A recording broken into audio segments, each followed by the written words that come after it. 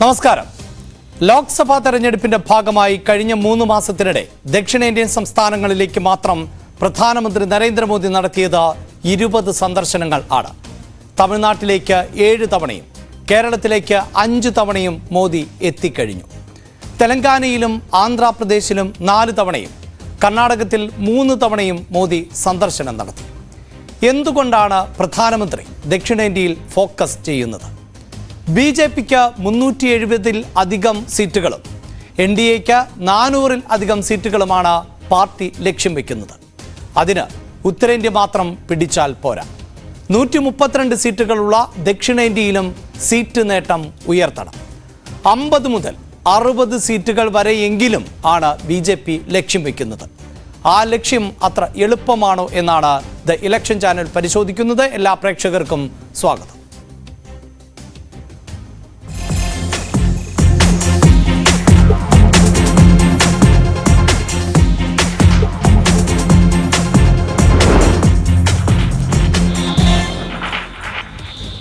Election ചാനലിൽ political ഡെസ്കിൽ നിന്നും മനു ഭരത്താണ് ഇന്ന് എന്നോടൊപ്പം ചേരുന്നത്. മനു, വളരെ പ്രധാനപ്പെട്ട ഒരു തെരഞ്ഞെടുപ്പാണ് ബി.ജെ.പിയെ സംബന്ധിച്ചിടത്തോളം ഇത്. ബി.ജെ.പി 3-ാം തവണയും ഭരണ തുടർച്ച ഉറപ്പു പറയുന്നു. 370 സീറ്റുകൾ ബി.ജെ.പി മാത്രം നേടും. 400-ലധികം സീറ്റുകൾ എന്ന അവകാശവാദം കൂടി NDA മുന്നോട്ട് വയ്ക്കുകയാണ്. ഏറ്റവും ഒടുവിൽ ആന്ധ്രാപ്രദേശിലൊക്കെ അതിവേഗത്തിലുള്ള സഖ്യനീക്കങ്ങൾ നടക്കുന്നുണ്ട്. അതുകൊണ്ട് ഒരു പക്ഷേ ഈ 400+ എന്നത് ആ സംസ്ഥാനങ്ങളെ കൂടി ചേർത്താണ് പറയുന്നത് എങ്കിൽ പോലും ഈ ദക്ഷിണേന്ത്യൻ സംസ്ഥാനങ്ങളിൽ കേരളം, തമിഴ്നാട്, കർണാടകം, ആന്ധ്രാപ്രദേശ്, തെലങ്കാന ഉൾപ്പെടെയുള്ള സംസ്ഥാനങ്ങളിൽ ബി.ജെ.പിക്ക് 2019-നെ അപേക്ഷിച്ച് സീറ്റ് നിലയിൽ കാര്യമായ പ്രകടമായ മാറ്റങ്ങൾ വരുത്താൻ മോദിയുടെ സന്ദർശനത്തിലൂടെ സാധിക്കും എന്ന് പൊതുവെ വിലയിരുത്തപ്പെടുന്നുണ്ട്. ഈ മണ്ഡലങ്ങളിലെല്ലാം ബി.ജെ.പി നേതാക്കൾ അവകാശപ്പെടുന്നത് മോദി പ്രഭാവം വളരെ ശക്തമായി ഉണ്ട് എന്നതാണ്. അത് വരുന്ന തെരഞ്ഞെടുപ്പിൽ അദ്ദേഹം തന്നെയാണ് എല്ലായിടത്തെയും സ്റ്റാർ ക്യാമ്പയിനർ. അപ്പോൾ ദക്ഷിണേന്ത്യയിൽ എടുത്താൽ എല്ലായിടത്തും ഉള്ള അവിടെ അതാത് സ്ഥലങ്ങളിലെ നേതാക്കളെക്കാളൊക്കെ വളരെ മുന്നിലാണ് പ്രധാനമന്ത്രിക്കുള്ള വ്യക്തിപ്രഭാവം എന്ന് ഒരു തരത്തിൽ നമുക്ക് അംഗീകരിക്കേണ്ടി വരുന്ന ഒരു കാര്യം തന്നെയാണ്. അതിൽ ഈ ദക്ഷിണേന്ത്യൻ സംസ്ഥാനങ്ങളിൽ പക്ഷേ ബി.ജെ.പിക്ക് ഒരു മെച്ചപ്പെട്ട പെർഫോമൻസ് കാഴ്ചവെക്കാൻ കഴിഞ്ഞില്ലെങ്കിൽ ഈ മോദി തരംഗം രാജ്യത്തെമ്പാടുമുണ്ട് എന്ന പ്രയോഗം പക്ഷെ തെരഞ്ഞെടുപ്പ് കഴിയുമ്പോൾ ഫലപ്രദമാകില്ല. അത് മുന്നിൽ കണ്ടുകൊണ്ടാണ് ഈ ദക്ഷിണേന്ത്യ കേന്ദ്രീകരിച്ച് ഓപ്പറേഷൻ സൗത്ത് ഇന്ത്യ എന്ന തരത്തിൽ ബി.ജെ.പി വലിയ പ്രവർത്തനങ്ങൾ നടത്തുന്നത്. അതുമായി ബന്ധപ്പെട്ട് അതായത് കൂടുതൽ ആളുകളെ ബി.ജെ.പിയിലേക്ക് കൊണ്ടുവരാൻ ശ്രമം നടത്തുന്നു. അതിന് നേരിട്ട് ഡൽഹിയിൽ നിന്ന് തന്നെ ചുക്കാൻ പിടിക്കുന്നു. അങ്ങനെ ഈ കാര്യങ്ങൾ അവിടെ നിന്ന് നടത്തണം. ബി.ജെ.പിയെ സംബന്ധിച്ചിടത്തോളം കർണാടകയിൽ അവർക്ക് ഒരു ബേസ് ഉണ്ട്. അവിടെ വേണമെങ്കിൽ അവർക്ക് വിജയിച്ച് കയറാം. മറ്റ് ഒരു സംസ്ഥാനം എന്ന് പറയുന്നത് തെലങ്കാനയാണ്. അവിടെയും കഴിഞ്ഞ തവണ ബി.ജെ.പിക്ക് 4 സീറ്റ് കിട്ടിയിട്ടുണ്ട്. ആ ഒരു ബേസ് അവിടെയും ഉണ്ട്. ആന്ധ്രാപ്രദേശിൽ ഇത്തവണ ഒരു ചെറിയ മുന്നേറ്റം നടത്താൻ കഴിയുന്നത് അത് TDPയുമായി സഖ്യം ചേർന്നതുകൊണ്ട് സ്വാഭാവികമായി എന്തെങ്കിലും നടത്താൻ പവൻ കല്യാണിന്റെ പാർട്ടിയുമായി ധാരണയിലെത്തി ഉണ്ട്. അപ്പോൾ സ്വാഭാവികമായി ഇനി ബി.ജെ.പിയെ സംബന്ധിച്ചിടത്തോളം ബി.ജെ.പിക്ക് ഏറ്റവും പ്രധാനപ്പെട്ട 2 ഇടങ്ങൾ എന്നത് കേരളവും തമിഴ്നാടുമാണ്.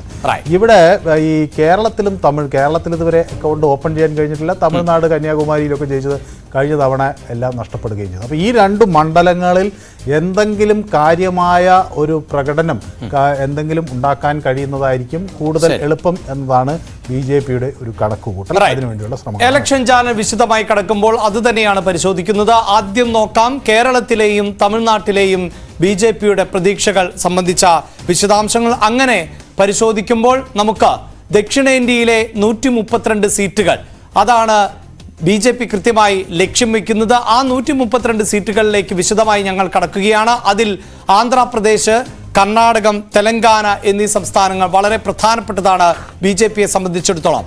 അതിൽ തന്നെ നിലവിൽ 2019-ലെ ലോക്സഭാ തെരഞ്ഞെടുപ്പിൽ 28-ൽ 25 സീറ്റുകൾ ബി.ജെ.പി ആ പാർട്ടി ലേബലിൽ തന്നെ വിജയിച്ചു നിൽക്കുന്ന സംസ്ഥാനമാണ്. പക്ഷേ ആന്ധ്രയിലേക്ക് വരുമ്പോൾ അങ്ങനെയല്ല. അവിടെ ബി.ജെ.പിക്ക് ഒന്നും നേടാനായിട്ടില്ല. പക്ഷെ തെലങ്കാനയിൽ വളരെ കുറഞ്ഞ നേട്ടം മാത്രം നേടി നിൽക്കുന്ന പാർട്ടി കൂടിയാണ് ബി.ജെ.പി. മനു, അതെ. പക്ഷേ ആന്ധ്രാപ്രദേശിൽ ഒരു അലയൻസ് വളരെ പ്രോപ്പറായി വന്നിട്ടുണ്ട്. കർണാടകയിൽ കഴിഞ്ഞ തവണ 25 സീറ്റുകൾ നേടാൻ കഴിഞ്ഞിട്ടുണ്ട്. ഇത്തവണ ജനതാദളുമായി ഒരു സഖ്യം ഉണ്ട്. സ്വാഭാവികമായ സഖ്യത്തിൽ ഒരു തർക്കമുണ്ട്. അവർക്ക് 4 സീറ്റ് വേണമെന്ന നിലപാട് അവർക്കുണ്ട്. BJP 3 സീറ്റ് നൽകാം എന്ന നിലപാട്, 2 സീറ്റ് നൽകാം എന്ന നിലപാടുണ്ട്. മറ്റൊന്ന് മാണ്ഡ്യയാണ്, ഹിസാർ അവരുടെ ഓൾറെഡി കർണാടകയിൽ ജനതാദൾ എസിനുള്ള സീറ്റാണ്. കോൺഗ്രസ് ജയിച്ച ഒരു മണ്ഡലവും അതുപോലെ നൽകാം എന്ന ഒരു നീക്കമുണ്ട്. പക്ഷേ അതിനപ്പുറത്തേക്ക് BJPക്ക് അവിടെ വിട്ടുവീഴ്ചകൾ ചെയ്താലും ചെയ്തില്ലെങ്കിലും അവിടെ ഒരു വലിയ വിജയപ്രതീക്ഷ ഇപ്പോഴും ഉണ്ട്. അതിനുവേണ്ടിയുള്ള പ്രവർത്തനം അവിടെ നടക്കുന്നു എന്ന് വേണമെങ്കിൽ പറയാം. സദാനന്ദ ഗൗഡയെ പോലുള്ളവർ പാർട്ടി വിട്ടുപോകുന്നു എന്നൊക്കെയുള്ള ആശങ്കകൾ നിൽക്കുമ്പോൾ കൂടിയും അതിനെയൊക്കെ മറികടക്കാൻ മോദി പ്രഭാവത്തിന് അവിടെ കഴിയും എന്ന് നമുക്ക് പ്രതീക്ഷിക്കാം. ആന്ധ്രാപ്രദേശിൽ ഞാൻ നേരത്തെ സൂചിപ്പിച്ചതുപോലെ അവിടെ 6 സീറ്റുകളിൽ മാത്രമേ BJP മത്സരിക്കുന്നു. അപ്പോൾ TDPക്കാണ് കൂടുതൽ 17 സീറ്റുകളിൽ അവിടെ ഒരു മുൻതൂക്കം. മറുഭാഗത്ത് YSR കോൺഗ്രസ് ഉണ്ട്. അതോടൊപ്പം തന്നെ YSR കോൺഗ്രസ് ഉണ്ട് എന്ന് പറയുമ്പോൾ തന്നെ ജഗൻമോഹന്റെ സഹോദരി കോൺഗ്രസിന് വേണ്ടി അതേ സ്ഥലത്ത് തന്നെയാണ് നിലയുറപ്പിച്ചിട്ടുള്ളത്. കോൺഗ്രസിന് തിരിച്ചു കൊണ്ടുവരുവാനുള്ള അതിശക്തമായ പോരാട്ടം ജഗൻമോഹന്റെ സഹോദരി നടത്തുകയും ചെയ്യുന്നുണ്ട്. അതുകൊണ്ട് തന്നെ ഒരു പക്ഷേ വോട്ട് സ്പ്ലിറ്റ് ആയേക്കാം എന്ന പ്രതീക്ഷ പുലർത്തുന്നുണ്ടാകാമല്ലേ? കോൺഗ്രസിന് ഒരു തിരിച്ചടി കിട്ടും എന്നൊരു പ്രതീക്ഷ ഉണ്ട്. കോൺഗ്രസും ഈ മത്സരരംഗത്ത് വരുന്നതോടുകൂടി ത്രികോണ മത്സരം വന്നാൽ അത് കുറെ കൂടി തങ്ങൾക്ക് അനുകൂലമായ YSRന്റെ വോട്ടുകളായിരിക്കും പോവുക എന്നൊരു നിലപാട് ഉണ്ട്. അപ്പോൾ സ്വാഭാവികമായും BJPക്ക് ഈ 3 സംസ്ഥാനങ്ങളിൽ അവർക്ക് ഒരു ബേസ് ഉണ്ട് എന്നതാണ് നമുക്ക് അവരുടെ ഒരു പൊതുവെയുള്ള കണക്കുകൂട്ടൽ. മറ്റ് ഇടങ്ങളിലാണ് ഇനി കൂടുതലും. ഈ തെലങ്കാനയിലേക്ക് വരുമ്പോൾ, തെലങ്കാന രൂപീകൃതമായതിനു ശേഷം ആദ്യമായാണ് അതിന് ഈ തെലങ്കാനയിൽ ഒരു ഭരണ മാറ്റം ഉണ്ടാകുന്നത്. അതാകട്ടെ കോൺഗ്രസ് തെലങ്കാന പിടിച്ചെടുത്തൊരു സാഹചര്യം കൂടി ഉണ്ടല്ലോ നിയമസഭാ തെരഞ്ഞെടുപ്പിൽ. അപ്പോൾ സ്വാഭാവികമായും ആ ഒരു തരംഗം അല്ലെങ്കിൽ അനുകൂലമായ സാഹചര്യം കോൺഗ്രസ് തെലങ്കാനയിൽ പ്രതീക്ഷിക്കുകയല്ലേ? രേവന്ത് റെഡ്ഡി അവിടെ നല്ല പ്രവർത്തനമാണ് നടത്തുന്നത്. മറ്റ് സംസ്ഥാനങ്ങളെ അപേക്ഷിച്ചൊക്കെ BJPയുടെയും അവിടെ നില മെച്ചപ്പെട്ടു എന്നാണ് പാർട്ടിയുടെ ഒരു ഉൾവിലയിരുത്തൽ. അപ്പോൾ സ്വാഭാവികമായും കഴിഞ്ഞ അസംബ്ലി തെരഞ്ഞെടുപ്പിനേക്കാളും സീറ്റുകൾ ജയിച്ചു. പിന്നെ സ്വാഭാവികമായും ഈ ഹൈദരാബാദിന് സമീപത്തും ആ ഏരിയയിലുമെല്ലാം BJP വോട്ടുകൾ വർദ്ധിച്ചിട്ടുണ്ട്. അപ്പോൾ അതൊക്കെ ഒരു ഫാക്ടറായി വന്നാൽ എന്തായാലും അവിടെ 0 എന്ന ഗണത്തിലേക്ക് പോകില്ല എന്നൊരു പ്രതീക്ഷ BJPക്കുണ്ട്. അപ്പോൾ മാത്രമല്ല, ഇപ്പോൾ ഈ പ്രചരണത്തിൽ ഈ എല്ലാ സംസ്ഥാനങ്ങളും, ഇപ്പോൾ തെലങ്കാനയിലും ജഗത്യാലിൽ അവിടെ മോദി വലിയ റാലി നടത്തി, നാഗർ കർണൂലിൽ വലിയ റാലി നടത്തി, അതുപോലെ ആന്ധ്രാപ്രദേശിലാണെങ്കിൽ പൽനാടുവിൽ ജാഥ നടത്തി. അതേസമയം കർണാടകയിലും ഇതൊക്കെ തന്നെ ഇരിക്കുമ്പോഴും ഗുൽബർഗയിലും ഷിമോഗയിലും അദ്ദേഹം അവിടെ റാലി നടത്തി വലിയ പ്രകടനം കാണിച്ചു. ഗുൽബർഗ നമുക്കറിയാം, നേരത്തെ ഈ കോൺഗ്രസ് അധ്യക്ഷൻ്റെ മണ്ഡലമാണ്. അവിടെ കലബുർഗിയിൽ ചെന്ന് അദ്ദേഹം പ്രചരണം നടത്തും. നേരത്തെ അവിടെ പരാജയപ്പെടുത്തിയിട്ടുള്ള മണ്ഡലമാണ് കോൺഗ്രസ് അധ്യക്ഷനെ. അപ്പോൾ ഖാർഗെയെ പരാജയപ്പെടുത്തി എന്നത് ഒരു നിസ്സാര കാര്യമല്ല. അദ്ദേഹം അവിടെ മണ്ഡലത്തിൽ മത്സരിക്കുമ്പോൾ ആ മണ്ഡലത്തിൽ മല്ലികാർജുൻ ഖാർഗെയെ പരാജയപ്പെടുത്താൻ കഴിഞ്ഞു എന്നത് BJPക്ക് ഒരു നേട്ടമായിട്ടാണ് കഴിഞ്ഞ തെരഞ്ഞെടുപ്പിൽ അവർ കാണുന്നത്. എങ്കിലും അവിടെയൊക്കെ ആ ഫോക്കസോട് കൂടി തന്നെ ഉണ്ട്. പക്ഷേ BJPക്ക് ഇനിയും ഒരു ബാലികേറാമല എന്ന നിലയിൽ നിൽക്കുന്നത് നമ്മുടെ കേരളവും അതുപോലെ ആ സംസ്ഥാനങ്ങളിലേക്ക് വരുമ്പോൾ അതിന്റെ ഗ്രാഫിക്കൽ റെപ്രസെന്റേഷൻ കൂടി ഒന്ന് പ്രേക്ഷകരുമായി പങ്കുവെക്കുകയാണ്. പ്രത്യേകിച്ച് കേരളം, തമിഴ്നാട്, പുതുച്ചേരി, ലക്ഷദ്വീപ്. ഇതിൽ കേരളം 20 ലോക്സഭാ സീറ്റുകളുള്ള കേരളം ഇതുവരെയും ചരിത്രത്തിൽ ഒരിക്കൽ പോലും BJPക്ക് പിടികൊടുത്തിട്ടില്ല. NDA എന്നത് സാങ്കേതികമായി മൂവാറ്റുപുഴ മണ്ഡലത്തിൽ നിന്ന് വിജയിച്ച PC തോമസിനെ ആ നിലയിൽ വേണമെങ്കിൽ ടെക്നിക്കലി പറയാം. പക്ഷെ പിന്നീട് ആ തെരഞ്ഞെടുപ്പ് അടക്കം, ആ വിജയം അടക്കം റദ്ദാക്കിയ പശ്ചാത്തലം കൂടിയുണ്ട് കോടതി. അതോടൊപ്പം തന്നെയാണ് തമിഴ്നാട്ടിലേക്ക് വന്നാൽ കഴിഞ്ഞ തെരഞ്ഞെടുപ്പിൽ 39 സീറ്റുകളുള്ള തമിഴ്നാടാണ് ദക്ഷിണേന്ത്യയിൽ ഏറ്റവും അധികം ലോക്സഭാ സീറ്റുകളുള്ള സംസ്ഥാനം. ആ സംസ്ഥാനത്ത് BJPക്ക് 2019 കാര്യമായ നേട്ടം ഒന്നും ഉണ്ടാക്കാനായില്ല. അവിടെ മനു സൂചിപ്പിച്ചതുപോലെ 0 എന്ന ഗണത്തിൽ ആയിരുന്നു തമിഴ്നാട്. പിന്നീട് പുതുച്ചേരിയും ലക്ഷദ്വീപും ഓരോ സീറ്റുകൾ വീതമുള്ള പ്രദേശങ്ങളാണ്. അതെ, ഇതിൽ ഈ പുതുച്ചേരിയിൽ BJPക്ക് ഇപ്പോൾ ഒരു ചെറിയൊരു എഫക്റ്റ് ഉണ്ട്. അവിടെ NR കോൺഗ്രസിന്റെ ഒരു സഖ്യം BJPക്കുണ്ട്. സ്വാഭാവികമായും അവിടെ NR കോൺഗ്രസിന്റെ പിന്തുണ കിട്ടുന്നതോട് പുതുച്ചേരിയിലൊരു വിജയപ്രതീക്ഷ വരികയാണ്. അവിടെ ഇപ്പോൾ പിന്നെ ആരോഗ്യമന്ത്രിയെ A നമശിവായം, അതായത് അറുമുഖൻ നമശിവായത്തെ അവിടെ സ്ഥാനാർത്ഥിയാക്കാമെന്ന് ഏറെക്കുറെ ഒരു ധാരണയായിട്ടുണ്ട്. അങ്ങനെ വന്നാൽ അവിടെ കോൺഗ്രസിനെ എതിർത്ത് മത്സരിച്ച് ജയിക്കാം. ഈ പുതുച്ചേരി പോലുള്ള സ്ഥലങ്ങൾ വളരെ ചെറിയൊരു പ്രദേശമായതുകൊണ്ട് അവർക്ക് എപ്പോഴും കേന്ദ്രത്തിൽ ഡിപ്പെൻഡൻ്റ് ആണ്. മാത്രമല്ല കോൺഗ്രസിനെ കഴിഞ്ഞ തവണ അവർക്ക് അവിടെ നാരായണസ്വാമിയുടെ നേതൃത്വത്തിലൊക്കെ ഒന്ന് തിരിച്ചടികൾ കൊടുക്കാൻ കഴിഞ്ഞു. സ്വാഭാവികമായും ആ പുതുച്ചേരി കോൺസ്റ്റിറ്റ്യുവൻസി പിടിച്ചെടുക്കാൻ കഴിയും എന്നൊരു പ്രതീക്ഷയുണ്ട്. പിന്നെ ഒന്നുള്ളത് ലക്ഷദ്വീപാണ്. ലക്ഷദ്വീപിൽ BJPക്ക് വലിയൊരു ഫോക്കസ് ഇല്ലാത്തൊരു സ്ഥലമായിരുന്നു. ഇത്തവണ BJP കാൻഡിഡേറ്റ് അവിടെ നിന്ന് മത്സരിക്കും എന്ന കാര്യം ഉറപ്പാണ്. ഒരുപക്ഷെ ഒരു വനിതാ കാൻഡിഡേറ്റിനെയാണ് BJP അവിടെ ഏറ്റവും പരിഗണനയോടുകൂടി കാണുന്നത്. അങ്ങനെ വന്നാൽ അത് BJPക്ക് ഒരു നേട്ടമാകും. കാരണം ലക്ഷദ്വീപിന്റെ ഒരു സ്വഭാവം അറിയാലോ. അത് കഴിഞ്ഞ ആദ്യത്തെ ഒരു 40-40 വർഷം സെയ്ദ് സാഹിബ് എന്ന PM സെയ്ദിന്റെ കയ്യിലായിരുന്നു ഈ മണ്ഡലം. പിന്നീട് അദ്ദേഹത്തിന്റെ മകനാണ് ഹംദുള്ള അവിടെ വന്ന് ഒരു തെരഞ്ഞെടുപ്പിൽ മത്സരിച്ചു. പക്ഷേ PM സെയ്ദിനുള്ള ഒരു ജനകീയത ഹംദുള്ളയ്ക്ക് ഉണ്ടായില്ല. അതിനെ തുടർന്ന് അവിടെ NCP എന്ന് രൂപീകരിക്കുകയും മുഹമ്മദ് ഫൈസൽ അവിടെ നിന്ന് ജയിച്ചു കയറുകയും ചെയ്തു. മുഹമ്മദ് ഫൈസൽ അവിടെ ആ സമയത്ത് വലിയ ജനകീയനായ ഒരു ആളായിരുന്നു. വിവാദങ്ങളിലൊക്കെ പെട്ടു. ഈ കൊലപാതക ശ്രമം ഉൾപ്പെടെയുള്ള കേസിലൊക്കെ അദ്ദേഹം ശിക്ഷിക്കപ്പെട്ടു. പക്ഷേ ഞാൻ പറഞ്ഞത് റദ്ദാക്കപ്പെടുന്നു. ആദ്യത്തെ തെരഞ്ഞെടുപ്പിൽ നേരിടുന്ന ഒരു ഘട്ടത്തിൽ 2014 അവിടെ ഫൈസൽ മത്സരിക്കുന്ന ഒരു സാഹചര്യം ഉണ്ടായപ്പോൾ ഫൈസലിനെ അവിടെ ദ്വീപിൽ പോയവർക്കൊക്കെ അറിയാം. അവരെ മൂത്താപ്പ എന്നാണ് വിളിക്കുന്നത്, വെച്ചാൽ എൽഡർ ബ്രദർ എന്നുള്ള അർത്ഥത്തിൽ, മൂത്ത ജ്യേഷ്ഠൻ. അങ്ങനെയൊക്കെയായി. പിന്നെ പക്ഷേ ഈ ഇതിൽ ഫൈസലിന് ഒട്ടനവധി തിരിച്ചടികൾ നേരിട്ടു. പക്ഷേ BJP അവിടെ ഒരു യൂണിറ്റ് സ്ഥാപിച്ചിട്ടുണ്ട്. അവിടുന്ന് ഒരുപക്ഷെ സ്ഥാനാർത്ഥിയുടെ പേര് ഏറെക്കുറെ നമുക്കറിയാം. പക്ഷെ ഞാനത് പ്രഖ്യാപിച്ചതിന് ശേഷം വ്യക്തമാക്കാം എന്ന നിലപാടാണ്. ശരി. അത് മാത്രമല്ല ലക്ഷദ്വീപിൽ പ്രധാനമന്ത്രി തന്നെ എത്തുകയും അവിടുത്തെ ഫോട്ടോഷൂട്ടൊക്കെ നമുക്കറിയാം. അതിനുശേഷം സഞ്ചാരികളുടെ ഒരു വലിയ ഒഴുക്ക്, മാലിദ്വീപിന് വലിയ തോതിലുള്ള തിരിച്ചടി ലഭിച്ചതുമൊക്കെ വാർത്തകളിൽ നിറഞ്ഞു നിന്ന പശ്ചാത്തലം കൂടിയുണ്ട്. മാത്രമല്ല കേന്ദ്ര പ്രോജക്ട്സിന്റെ ബെനിഫിഷ്യറീസിനെ ഉണ്ടാക്കാൻ വേണ്ടി അവിടെ BJP വർക്ക് കാര്യമായി നടന്നിട്ടുണ്ട്. അപ്പോൾ അതൊക്കെ ഒരു ഗുണവും ചില വ്യക്തിപരമായ കോൺടാക്ട്സ് ഉള്ള ഒരു വനിത ഇവിടെ മത്സരിച്ചാൽ BJPക്ക് ഒരു വലിയ നേട്ടം ഉണ്ടാക്കാൻ കഴിയും എന്നാണ് പ്രതീക്ഷ. നമുക്കിനി കേരളത്തിലേക്ക് തന്നെ വരുമ്പോൾ പ്രധാനമന്ത്രി ഇന്നും കേരളത്തിൽ വന്നു. പാലക്കാടായിരുന്നു റോഡ് ഷോ എന്നത് നമുക്കറിയാം. എന്തുകൊണ്ട് പ്രധാനമന്ത്രി കൂടുതൽ സന്ദർശനങ്ങൾ കേരളത്തിലേക്ക് നടത്തുന്നു? എനിക്ക് തോന്നുന്നു മനു, ഒരു പക്ഷേ ഈ തെരഞ്ഞെടുപ്പ് പ്രചാരണത്തിന്റെ തുടക്കത്തിൽ തന്നെ കേരളത്തിൽ വന്നു പോവുക എന്നതുകൂടിയായിരിക്കാം മോദിയുടെ ലക്ഷ്യം. ഇനി ഈ അവസാന ഘട്ടത്തിലൊക്കെ എത്ര തവണ ഇവിടേക്ക് വരുമെന്നതിൽ എനിക്ക് സംശയമുണ്ട്. പക്ഷേ BJP ആണ് പ്ലാൻ തയ്യാറാക്കേണ്ടത്. എന്തായാലും തിരുവനന്തപുരവും ആറ്റിങ്ങലും തൃശ്ശൂരും പാലക്കാടും പത്തനംതിട്ടയും മണ്ഡലങ്ങൾ ആണ് കരുത്തുറ്റ പോരാട്ടം അല്ലെങ്കിൽ ശക്തമായ ത്രികോണ മത്സരം മുന്നോട്ട് വയ്ക്കാൻ പറ്റും എന്ന BJP പ്രതീക്ഷിക്കുന്നത്. ഇവിടെ നിന്ന് അക്കൗണ്ട് തുറക്കുക എന്നത് തന്നെയാണല്ലോ BJPയുടെ ലക്ഷ്യം.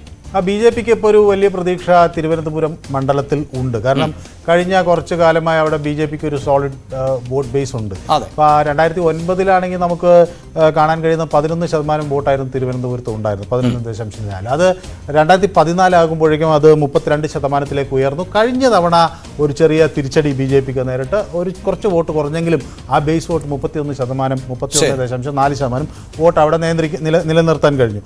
പിന്നെ അതേപോലെ തന്നെയാണ് പത്തനംതിട്ടയിൽ 7% വോട്ടുണ്ടായിരുന്ന എടുത്തുനിന്ന് അടുത്ത തവണയായപ്പോൾ അത് 16%, കഴിഞ്ഞ തവണ അത് 29%. തൃശ്ശൂരിലും നമുക്ക് ഈ ഒരു ഗ്രോത്ത് കാണാൻ സാധിക്കും. അവിടെ 6% വോട്ടുണ്ടായിരുന്നത് പിന്നെ അടുത്ത തെരഞ്ഞെടുപ്പായപ്പോൾ 11.2%. കഴിഞ്ഞ തെരഞ്ഞെടുപ്പിൽ സുരേഷ് ഗോപി അതിന് 28.3 ഉയർത്തി. അതേപോലെ തന്നെ പാലക്കാട് ഇന്ന് പ്രധാനമന്ത്രി റോഡ് ഷോ നടത്തിയ ഒരു സ്ഥലം, പാലക്കാട് നഗരത്തിൽ BJPക്ക് അവിടെ നഗരസഭയൊക്കെ പിടിച്ചെടുക്കാൻ കഴിഞ്ഞു. ടൗണിൽ വലിയൊരു ശക്തിയായി മാറാൻ കഴിഞ്ഞു. മലമ്പുഴയിൽ അവിടുത്തെ ഇപ്പോഴത്തെ BJP സ്ഥാനാർത്ഥി കൃഷ്ണകുമാർ മത്സരിക്കുന്ന സമയത്ത് അവിടെ 2ാം സ്ഥാനത്ത് വരാൻ കഴിഞ്ഞു. അതൊരു വലിയ നേട്ടമായി BJP ഉയർത്തി കാണിക്കുന്നു. പക്ഷേ അവിടെ വോട്ട് ശതമാനം ഒരല്പം പാർലമെന്റ് എടുക്കുമ്പോൾ കുറച്ച് കുറവാണ്. എന്നാലും ഒരു 8.7% 2009 അത് 2014 ആകുമ്പോഴേക്കും 15 ഇപ്പോൾ അത് 21.4. ആറ്റിങ്ങലിൽ നമുക്ക് ഇതേ ഒരു പാറ്റേൺ തന്നെ കാണാൻ കഴിയും. 6.6% നിന്ന് അത് 10.6% ഉയർന്നു. പിന്നെ 24.8% കഴിഞ്ഞ തെരഞ്ഞെടുപ്പിൽ ഉയർന്നിട്ടുള്ളത്. അപ്പോൾ ഇതിൽ ഈ ഒരു വർധനവിൻ്റെ എന്തെങ്കിലും ട്രെൻഡ്, ഒരു പക്ഷേ അത് ശബരിമല വിഷയമൊക്കെ BJPക്ക് അനുകൂലമായി വന്നിട്ടുണ്ടാകാം. അത് ഇത്തവണ എങ്ങനെ വരുമെന്നറിയില്ല. പക്ഷേ ഈ ഒരു പാറ്റേണിൽ ഒരു വർധനവ് ഉണ്ടായാൽ അത് വലിയ ഗുണം ചെയ്യും. അതുകൊണ്ട് ഈ മണ്ഡലങ്ങൾ നേരത്തെ തന്നെ ഫോക്കസ് ചെയ്ത് ഒരു വർക്ക് തുടങ്ങി. തീർച്ചയായും BJP ഓരോ 5 വർഷത്തെ ഇടവേളയ്ക്ക് ശേഷവും BJPയുടെ വോട്ട് വളർച്ചയിൽ വലിയ മാറ്റമാണ് ഉണ്ടാകുന്നത് എന്നതാണ് പ്രതീക്ഷ നൽകുന്നത്. പക്ഷേ അത് ജയത്തിലേക്ക് എത്തുന്ന തരത്തിലേക്ക് എത്തുമ്പോൾ ടൈറ്റ് ആകുന്ന ഒന്നാണ് നമുക്ക് എപ്പോഴും കാണാൻ സാധിക്കുക. പല സംസ്ഥാനങ്ങളിലും നിയമസഭാ തെരഞ്ഞെടുപ്പിൽ പോലും തോൽവി സംഭവിക്കുന്നത് 1-2% വോട്ടുകളിൽ ഒക്കെയാണ് എന്നതാണ്. ഇവിടെ നമുക്കറിയാം, കേരളത്തിൽ വന്ന പ്രധാനമന്ത്രി പിന്നീട് പോയത് തമിഴ്നാട്ടിലേക്കാണ്. തുടക്കത്തിൽ തന്നെ സൂചിപ്പിച്ചു, 7 തവണ ഇതിനോടകം തന്നെ, അതായത് ഇലക്ഷൻ ചാനലിൽ ഇന്നത്തെ എപ്പിസോഡ് നടക്കുമ്പോൾ തന്നെ 7 തവണ പ്രധാനമന്ത്രി തമിഴ്നാട്ടിൽ എത്തിക്കഴിഞ്ഞു. അവിടെ ഫോക്കസ് ചെയ്യുന്നത് കന്യാകുമാരിയും കോയമ്പത്തൂരും രാമനാഥപുരം, തൂത്തുക്കുടി, ശിവഗംഗ എന്നിങ്ങനെ 5 മണ്ഡലങ്ങളിലാണ്. ചില അഭിപ്രായ സർവേകളിൽ അടക്കം ന്യൂസ് 18 നടത്തിയ ഒപ്പീനിയൻ പോളിലും 5 സീറ്റുകൾ നേടാം BJP എന്നുണ്ടായിരുന്നു. അവിടെ പ്രതീക്ഷ വയ്ക്കുന്നത് എന്തുകൊണ്ടാണ്? അത് നമ്മളിപ്പോൾ ഫോർ എക്സാമ്പിൾ കന്യാകുമാരി എടുക്കുകയാണെങ്കിൽ അവിടെ പിന്നെ നമ്മുടെ വിജയ് വസന്താണ് കഴിഞ്ഞ തെരഞ്ഞെടുപ്പിൽ അവിടെ നിന്ന് ജയിച്ചത്. അത് ഒരു ഇടക്കാല തെരഞ്ഞെടുപ്പിലാണ് ജയിച്ചത് 2021. അതിനു മുമ്പ് 2019 അദ്ദേഹത്തിന്റെ പിതാവ് H. വസന്തകുമാർ ആണ് അവിടെ നിന്ന് ജയിച്ചു വന്നിട്ടുള്ള ഒരു സ്ഥാനാർത്ഥി. ഈ 2 ഉപതെരഞ്ഞെടുപ്പിലും 2ാം സ്ഥാനത്ത് എത്തിയത് പൊൻ രാധാകൃഷ്ണനാണ്.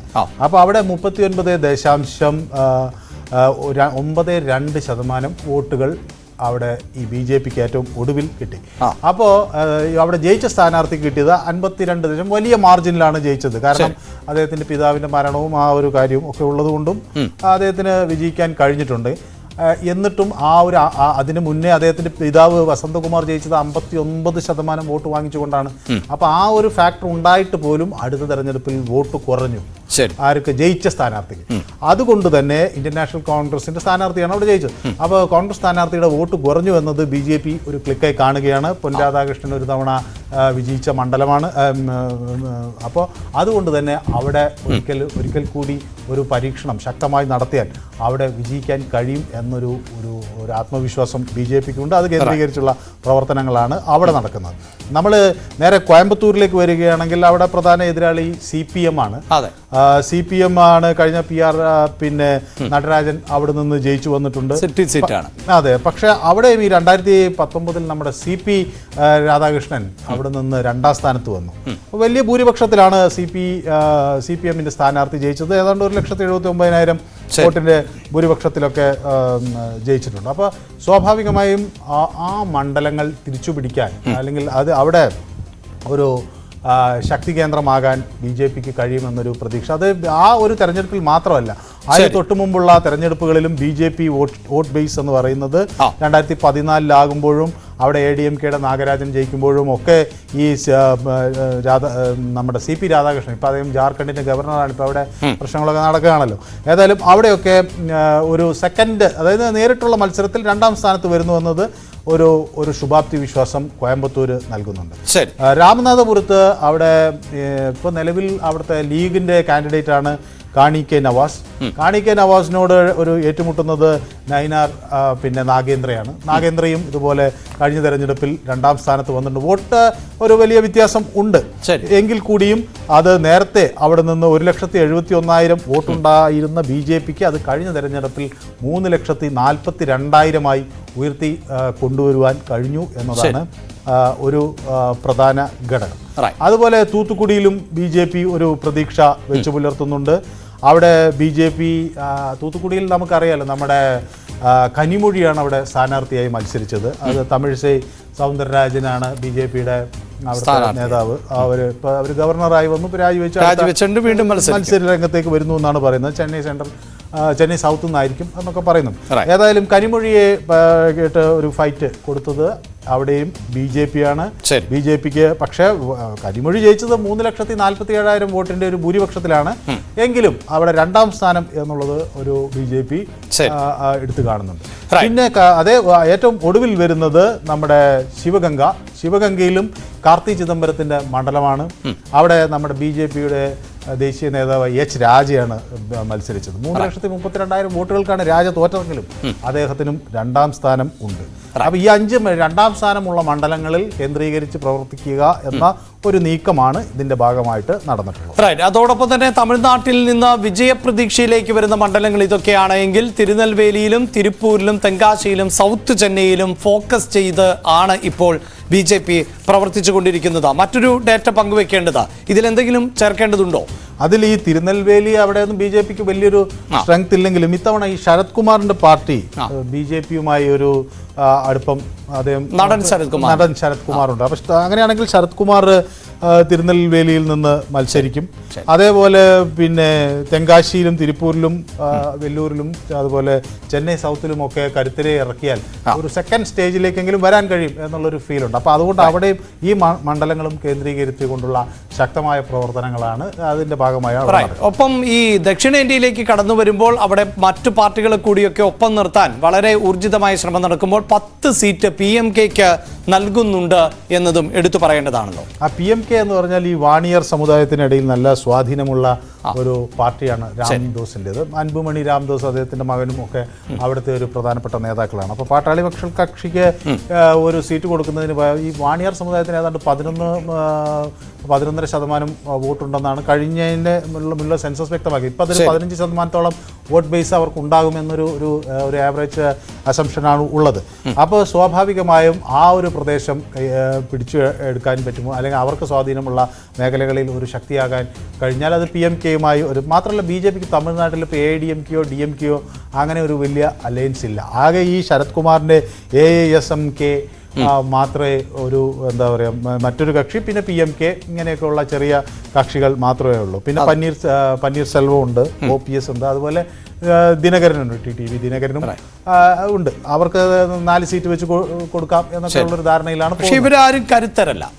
ആ കരുത്തർ എന്ന നിലയിൽ ഇപ്പോൾ സ്വാഭാവികമായി ഇതെല്ലാം കൂടി ചേരുമ്പോൾ എന്ത് സംഭവിക്കും എന്നുള്ളൊരു പ്രതീക്ഷയാണ്.